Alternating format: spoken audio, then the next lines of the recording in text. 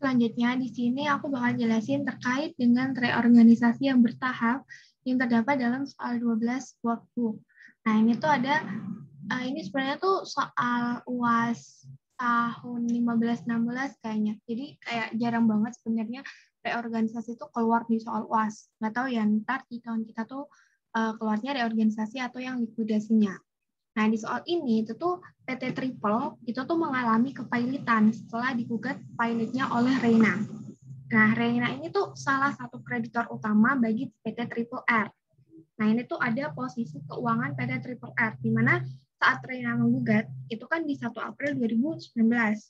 Nah, ini tuh nanti yang kita hapus sebagai pre-petition liability-nya. Nah, terus ini di 30 Juni, berarti rentang antara 1 April sampai 30 Juni, itu kan ada nih penambahan, kayak di sini. Nah, di book file-nya tuh ternyata tuh ada penambahan, itu yang namanya post-petition liability. Terus ini di compare nih, antara nilai book value perusahaan di 30 Juni 2019 dengan estimasi fair value-nya sekarang tuh berapa. Nah, di soal ini, itu yang terdapat perbedaan itu tuh pada inventory. Inventory-nya book value-nya 120, ternyata saat dihitung fair value-nya naik nih menjadi 180. Terus lainnya juga naik dari 100 juta menjadi 150 juta. Terus building secara net dari 290 juta ternyata fair value-nya sekarang tuh tinggal 160, berarti dia loss. Equipment-nya juga loss dari 180 menjadi 170 dan paten, nilai patennya sendiri dari 400 juta menjadi 100 juta. Nah, untuk cash sama account receivable-nya di sini tetap.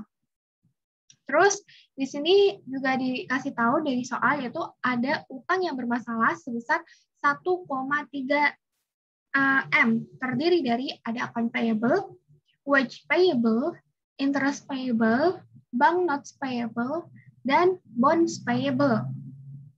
Nah, jadi dari nilai-nilai ini kan accounts payable-nya 100 juta nih, bermasalah. Terus wage payable 40 juta bermasalah, dan ini 50 juta, berarti ada tambahan 10 juta dari rentang ini. Yang nantinya sebenarnya ada asumsi yang kita buat di soal ini. Terus interest payable-nya ini 50 juta. Ini didapat dari mana ya? Oh, di sini nggak ada. Berarti oh ini. Jadi ini kan ada liability subject to compromise. Nah ini tuh sebenarnya itu dari sini nih, nilai ini 1,3 ini liability subject to compromise-nya tuh dari sini. Terus Reina dan para pemangku kepentingan lainnya mempertimbangkan bukan membubarkan, melainkan adanya melawan reorganisasi. Nah ini rencana reorganisasinya kita udah dikasih tahu nilai reorganisasi atau reorganization value yang kalau soal sebelumnya tuh kita cari sendiri, di sini udah dikasih tahu ditetapkan sebesar 1,51 M, terus kreditor dan pemilik saham itu akan menerima nilai sebagai berikut. Nah, ini nilai-nilai yang baru. Yang pertama, kita diminta untuk menentukan apakah rencana reorganisasi yang udah di atas itu sudah memenuhi kriteria fresh start reporting. Nah, kriteria fresh start reporting itu kan kemarin ada 2 ya. Yang pertama, nilai reorganization value-nya itu kurang dari total liability. Dan yang kedua adalah persentase kepemilikan pemegang saham lama itu kurang dari 50% persentase kepemilikan saham yang baru nanti. Nah, syarat yang pertama, tadi kan total liability-nya tuh berarti ini, total liability secara book value di 30 Juni 2019. Accounts payable-nya ada 200 juta, wage payable-nya 100 juta, dan ada liability subject to compromise besar 1,3 M. Berarti total liability pada 30 Juni 2019 itu kan sebesar 1,6. Nah, sedangkan reorganization value-nya itu tuh cuma 1,51. Berarti kan masih di bawahnya kan? Berarti dia memenuhi syarat pertama. Yang kedua, ini kita hitung ini dulu aja perhitungannya. Jadi yang pertama, Post position accounts payable dan wage payable itu tuh akan dibayar penuh setelah rencana reorganisasi dikonfirmasi pihak pengadilan. Berarti itu nanti akan dibayarkan setelah reorganisasi ini selesai, di mana post position-nya accounts payable ini kan berarti 100 ya. Terus untuk wage payable ini kita ambilnya bukan dari sini, tapi nilai dari ini. Maaf. Jadi kan 100 sama 200 berarti ini kan ada selisih 100. Ya, nanti akan dibayarkan pastinya. Terus wage payable di sini yang liability subject to compromise-nya tuh 50, sedangkan di sini 100. Berarti kan ada 50 yang nilainya tuh akan dibayarkan setelah reorganisasi selesai. Itu yang post petition. Terus selanjutnya preposition accounts payable dan wage payable akan dibayarkan masing-masing 70 juta dan 40 juta. Jadi ini kan tadi preposition-nya accounts payable kan 100 juta. Terus akan dibayarkan 70 juta. Ini jadi payable. Berarti ada yang account payable yang dihapus sebesar 30 juta. Jadi nanti saldo baru dari pre-petition-nya itu 70 juta. Ditambah dengan tadi yang post-petition-nya itu kan bentar.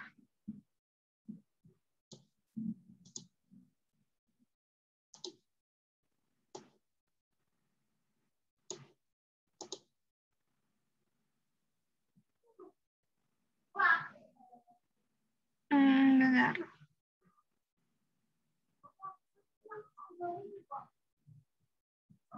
Nah, ini ada asumsi yang dibuat di soal ini ya. Jadi, ada penerbitan bond baru antara tanggal petisi dengan tanggal reorganisasi, dan yang kedua reklasifikasi utang untuk dikompromikan baru dilakukan pada tanggal reorganisasi. Nah, di dalamnya terdapat pre-petition liability dan post-petition liability. Nah, ini kan post-petition-nya AP-nya tuh 200. Berarti kan saldo barunya tuh 200. Oh, sorry. Jadi, tadi yang post petition tuh nggak usah dikurangi. Jadi, post petition tuh nilainya nilai ini. Akan payable 200 dan wage payable 100. Bukan dikurangi, sorry. Nah, kalau liability subject to compromise, dia tetap 1,3 ini. Ini pre-petition-nya istilahnya kayak gitu.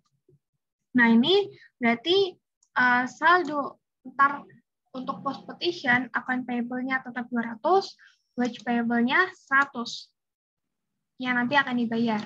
Dan untuk pre-petition-nya berarti tadi kan 100 dibayar 70 yang AP. Berarti kan ada penghapusan 30. Terus untuk wage payable akan dibayarkan 40 juta setelah neraca reorganisasi dikonfirmasi pihak pengadilan. Ini kan di sini 40 juta nih. Tapi di sini tuh 50 juta dia liability subject to compromise. Berarti kan ada tambahan post petition kan di sini 10 juta. Yang semuanya tuh nanti akan dibayar dengan saldo barunya nanti 50 juta. Terus interest payable. Interest payable di sini itu 50 juta. Nah, ini interest payable tidak harus dibayar. Berarti kan interest payable-nya dihapusin nih. 50 juta yang akan dihapusin semuanya, maka nanti saldo barunya 0. Terus untuk notes payable, bank notes payable diganti dengan subordinate debt 250 juta dan common stock 200 juta. Nah, ini notes payable-nya awalnya nilainya tuh 450 juta. Ini kan 450 juta. Terus debt barunya 250 dan sahamnya 200. Berarti kan ini nggak ada perubahan nih.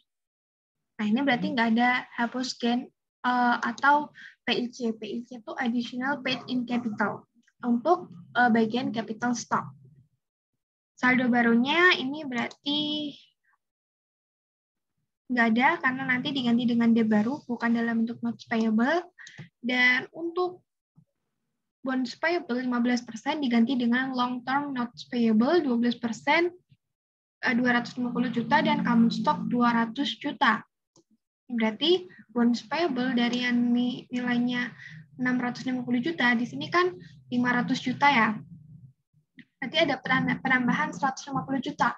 Kalau kayak tadi notes payable-nya di sini 500, ternyata 450, berarti bisa diasumsiin juga di saat antara tanggal 1 April dengan 30 Juni itu tuh ada pembayaran notes payable sebesar 50 jutanya, kan kayak gitu ya.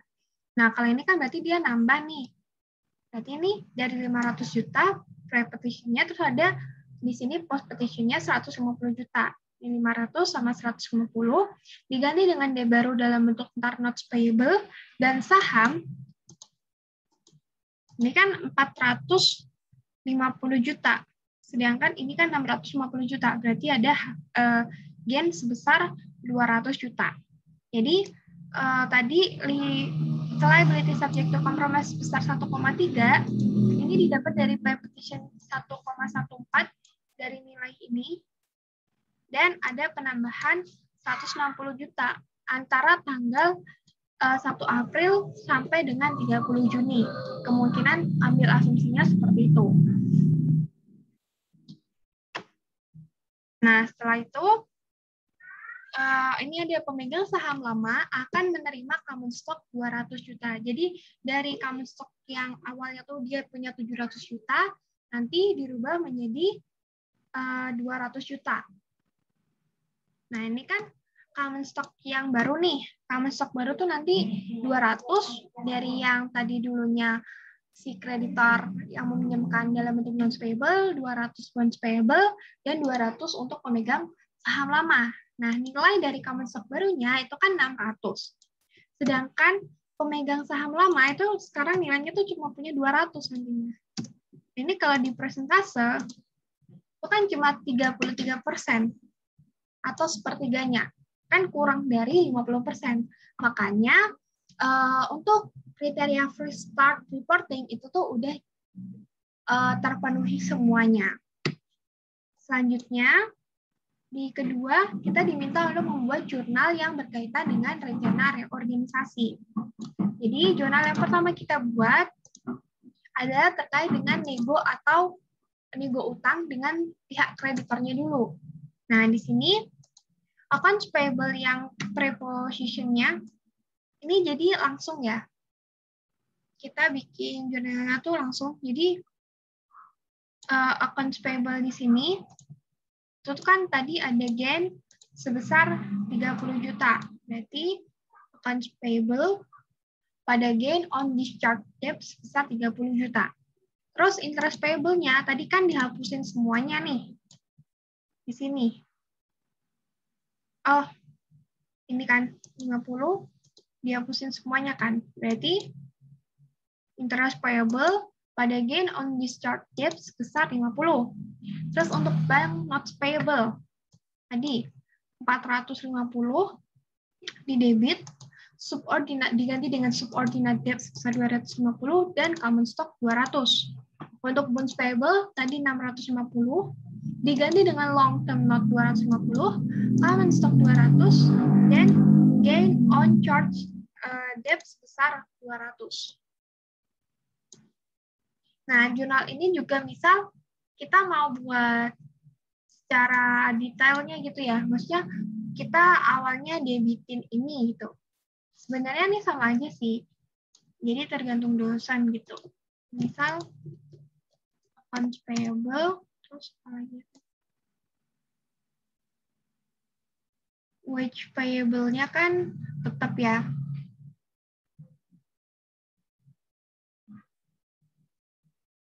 Oh, untuk ini dulu deh.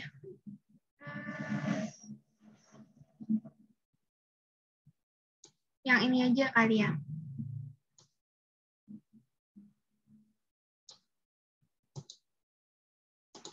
Ini kan nilainya dari awalnya 100, terus diubah menjadi 70 nih.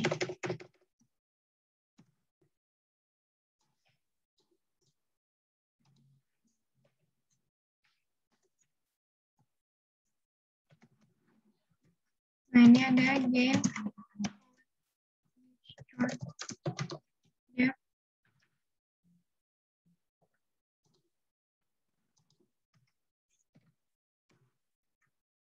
sebesar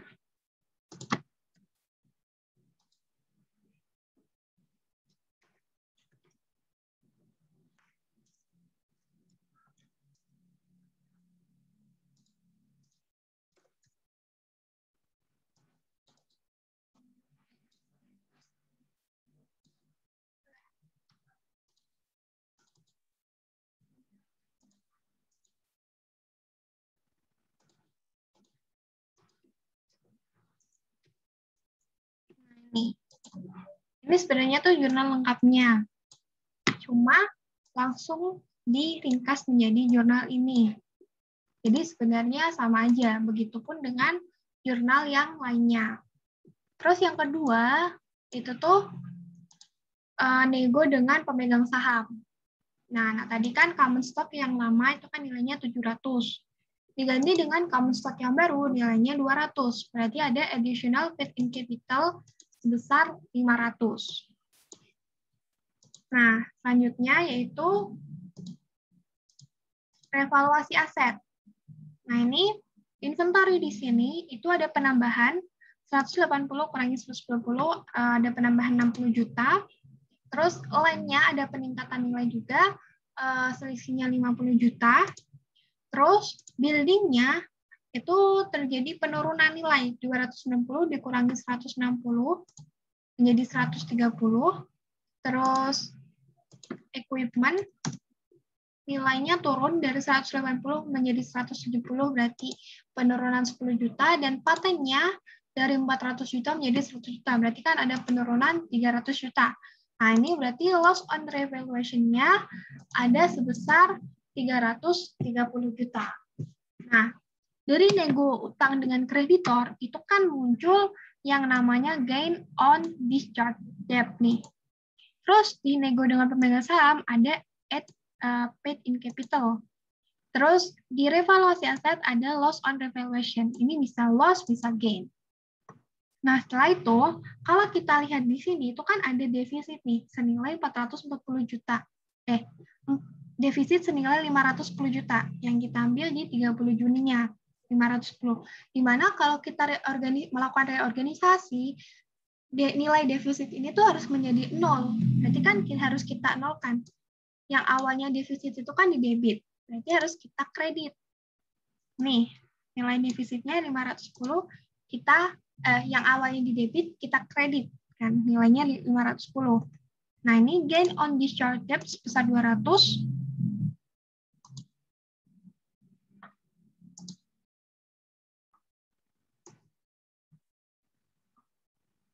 Oh, sorry. Ini kan nilainya ada 250 dan 30 ya. Tadi belum aku hitungin satu-satu, berarti nilainya kan ada 280 juta. Nih, atau kalau mau lihat dari tabel ini langsung, ini kan langsung nilainya 280 juta yang ada di sini. Terus, paid-in capital, additional paid-in capital-nya ada sebesar 500. Terus ada loss on revaluation-nya 330 kita kredit. Nah, setelah itu ternyata ada selisih ini. Selisih yang kita akui sebagai reorganization value sebesar 60 juta. Reorganization value nanti ini di neraca yang baru setelah di reorganisasi itu masuk dalam kelompok aset. Nah, dia tuh kayak intangible asetnya. Terus setelah itu kita membuat neraca fresh start setelah reorganisasi. Nah, ini neraca yang baru. Di mana cash yang baru, jadi kan cash-nya tetap nih, 600. Account receivable-nya juga tetap 100. Terus inventory, ini sesuai dengan estimated fair value-nya, berarti 180, land-nya 150, building-nya 160, equipment-nya 170, patennya menjadi 100, dan ada reorganization value tadi, senilai 60 juta. Nah, ini nilainya 1.520. Liability-nya di sini berarti account payable-nya, account payable di sini berarti account payable dari nilai pre-petition ditambah dengan post-petition, nilainya 270. Untuk wage payable berarti dari pre-petition 50 ditambah dengan post-petition 100, berarti nilainya 150. Subordinative-nya tadi berarti ini 250 yang dari notes payable ini. Kalau diambil dari jurnal berarti kan dari sini ya. Terus untuk long term note-nya ini dari sini 250 dan common stock-nya berarti common stock-nya baru ini nilai 600 atau ini ya dari sini dijumlahin juga 600 nilainya. Maka ini nilai neraca setelah reorganisasi. Nah, ini ada asumsinya. Jadi, jika merujuk ke soal, tadi kan nilai reorganization value yang disebutkan, itu kan senilai 1,51 M kan. Namun, pada pembahasan nilai aset dan nilai liability dan equity-nya yang baru itu nilainya ternyata 1,520. Kan beda. Nah, hal ini itu karena perbedaan pandangan terkait 10 juta ini yang wage payable ini. Jadi soal tersebut itu tuh post petition wage payable-nya tuh dibayar penuh atau enggak, berapakah post petition wage payable-nya.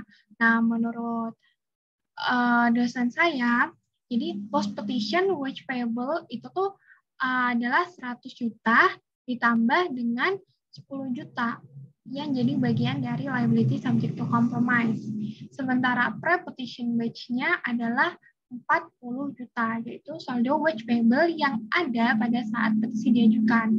Dan itu juga dibayar penuh sebesar 40 juta. Maka dari wage payable itu nggak ada yang dihapus atau dengan kata lain akan terbayar penuh sebesar 150 juta. Jadi nilai reorganization value yang dikatakan di sini 1,51 itu kemungkinan itu asumsi di mana wage payable 10 juta itu dihapuskan. Tapi untuk pembahasan ini itu wage payable-nya tuh nggak dihapusin.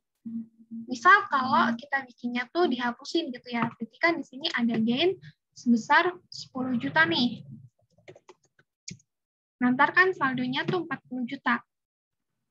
Berarti nanti ada jurnal baru, misal menghendaki wage payable-nya tuh asumsinya dihapuskan gitu. Karena di soal ini tuh nggak jelas gitu kan. Berarti kan wage payable pada gain on discharge senilai 10 juta.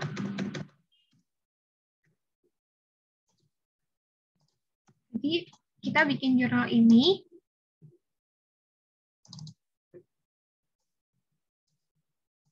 Dan nanti nilai wage payable-nya tuh 140, bukan 150. Maka reorganization value-nya tuh sama. Dia di sininya tuh nanti berarti reorganization value-nya di sini tuh 50 juta. Setelah ditambah ini ya.